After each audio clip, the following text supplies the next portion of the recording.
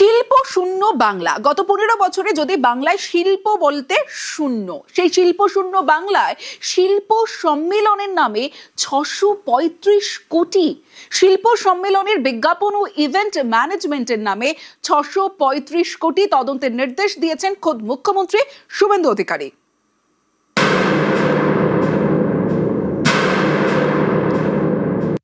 শিল্প সম্মেলনের নামে 635 কোটি। আরো জানবো, আমার সঙ্গে নিউজ রুম থেকে কৌশিক রয়েছে, আমার সহকর্মী কৌশিক। শিল্প শূন্য বাংলায় শিল্প সম্মেলন, সেই শিল্প সম্মেলনের ইভেন্ট ম্যানেজমেন্ট এবং বিজ্ঞাপনের জন্যই 635 কোটি। সূত্র মারফত দাবি করা হচ্ছে যে এই টাকাটা গেছে গত সরকারের মুখ্যমন্ত্রী মমতা বন্দ্যোপাধ্যায়ের ঘনিষ্ঠ একটি সংস্থার অ্যাকাউন্টে।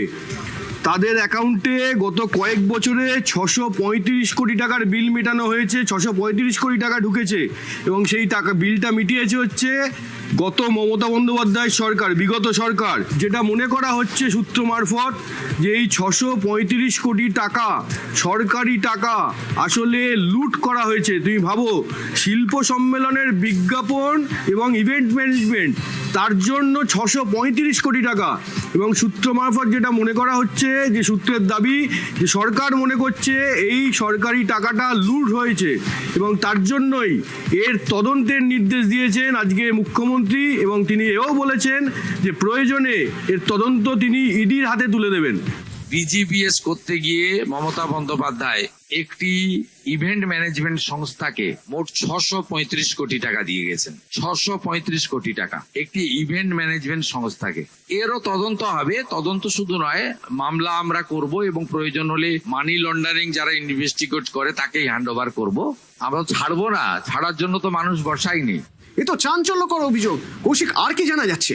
দেখো, প্রাথমিকভাবে যেটা আমাদের হাতে নথিটা এসছে, সূত্র মারফত যে নথি আমাদের হাতে এসছে, সেই নথি দেখলে আরও তুমি অবাক হয়ে যাবে।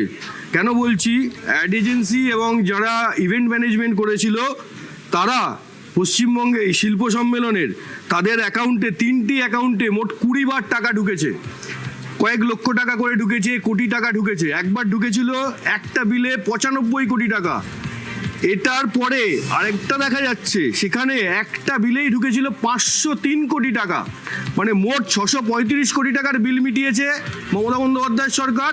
তার মধ্যে এই যেটা অভিযোগ যে এই সংস্থাটি হচ্ছে মমতা বন্দ্যোপাধ্যায় ঘনিষ্ঠ একটা সংস্থা, তার মধ্যে 503 কোটি টাকা শুধু একটা বিলেই মেটানো হয়েছে। এবং এরই তদন্ত আজ যে হবে সেটাই আজকে জানিয়ে দিয়েছেন মুখ্যমন্ত্রী। বাংলায় শিল্পই ছিল না, সেই শিল্প সম্মেলনের নামে 635 কোটি লুটের অভিযোগ।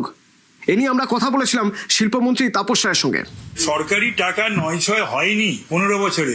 এমনকি একটাও কোনো ডিপার্টমেন্ট রয়েছে বা একটাও কোনো অনুষ্ঠান রয়েছে, সে ডেকোরেটর থেকে ক্যাটারার থেকে শুরু করে বিভিন্ন জায়গা থেকে, সেখান থেকে এই যে কাটমানি, এই কাটমানিটা তো সরকারি প্রোগ্রামেতেই যারা যারা নেওয়ার খাওয়ার তারা নিয়েছে, খেয়েছে। তদন্ত হবে বলে দিয়েছে, তদন্ত হোক। তো এইভাবে মানুষের টাকা, জনগণের টাকা এইভাবে 9-6 করাটা ঠিক হয়নি। অন্যায়ের বিরুদ্ধে প্রাক্তন মুখ্যমন্ত্রী রাশ টানেন বা ধরেননি, এটা তিনি ঠিক করেননি। শুধুমাত্র একটা অ্যাড এজেন্সিকে এত টাকা দেওয়া হয়েছে, এ তো মারাত্মক। মারাত্মক। অ্যাড এজেন্সি মানে বিজ্ঞাপন এবং ইভেন্ট ম্যানেজমেন্ট, এর জন্য 635 কোটি টাকা। এই 635 কোটি টাকা কে দিয়েছে? দিয়েছে রাজ্য সরকার, মমতা বন্দ্যোপাধ্যায়ের সরকার। টাকাটা কার? রাজ্য সরকারের। রাজ্য সরকারের টাকা মানে কি? সেটা সাধারণ মানুষের করের টাকা। সাধারণ মানুষ কষ্ট করে রোজগার করেন, বিভিন্ন ক্ষেত্রে কর দিতে হয়, সেই টাকাটা রাজকোষে যায়, মানে রাজ্য সরকারের খাতায় যায়, পকেটে যায়। সেই টাকা দেওয়া হয়েছে 635 কোটি টাকা। এবং দেওয়া হয়েছে মমতা, অভিযোগ যেটা সূত্র মারফত দাবি করা হচ্ছে, সেটা হচ্ছে মমতা বন্দ্যোপাধ্যায়ের ঘনিষ্ঠ সংস্থা। এবং সেখানেই মুখ্যমন্ত্রী জানিয়েছেন তদন্ত করা হবে। এবং যেটা আমাদের কাছে প্রাথমিকভাবে সূত্র মারফত যে নথি এসছে, তাতে দেখা যাচ্ছে একটা বিলেই খালি মেটানো হয়েছে 503 কোটি টাকা। কে দিল এই অর্ডার? কেন দেওয়া হলো এত কোটি কোটি টাকা? কারা এর সঙ্গে জড়িত? কোন অফিসার এই নির্দেশে সই করেছেন? কোন মন্ত্রীর সই রয়েছে? এই সব কিছু কিন্তু তদন্তের আওতায় আনা হবে এবং খতিয়ে দেখা হবে। শিল্প বাণিজ্য বিশেষজ্ঞ রূপেন্দ্র নারায়ণ রায় আমাদের সঙ্গে এই মুহূর্তে ফোনে রয়েছেন। দেখুন, অনুষ্ঠান ব্যবস্থাপনার জন্য 100 কোটি টাকা দেওয়া হলো কি 50 কোটি টাকা দেওয়া হলো সেটা বড় কথা নয়। আমাদের যদি বিনিয়োগ না আসে কিন্তু যদি আমরা খরচ করি তাহলে তো ভস্যে ঘি ঢালা হলো। সেই ব্যাপারটা দেখা দরকার যে আমরা এই খরচ করে বিজ্ঞাপন বা বিপণন করে কি পেলাম তার পরিবর্তে। যদি কিছুই না পেয়ে থাকে তাহলে এটা ভস্যে ঘি ঢালা হলো। যদি কোনো আমাদের এটা করদাতার টাকা, এই টাকা যদি কোনো অন্যায়ভাবে খরচ হয়ে থাকে বা তার থেকে যদি আমরা কোনো কিছু রিটার্ন না পেয়ে থাকি তাহলে নিশ্চয়ই এটা নিয়ে তদন্ত হওয়া দরকার।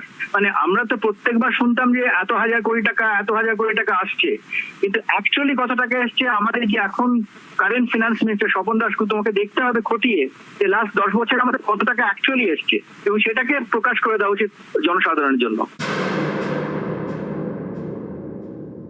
অলরেডি আমার আধিকারিকদের সঙ্গে কাল পরশু যে মিটিং হয়েছে সেই মিটিংয়ে আমি বলেছি কতগুলো বিজিবিএস হয়েছে, সেই সমস্ত বিজিবিএসে কত মৌ স্বাক্ষরিত হয়েছে, কত কাজ হয়েছে, কত টাকার লগ্নি হওয়ার টার্গেট ছিল, কত টাকা লগ্নি হয়েছে, তার কাজ আদৌ হয়েছে কিনা, হচ্ছে কিনা, কতটা হয়েছে, একদম হয়নি, পুরো রিপোর্ট আমাকে নেক্সট উইকেই আমাকে ফাইল সাবমিট করতে আমি বলেছি।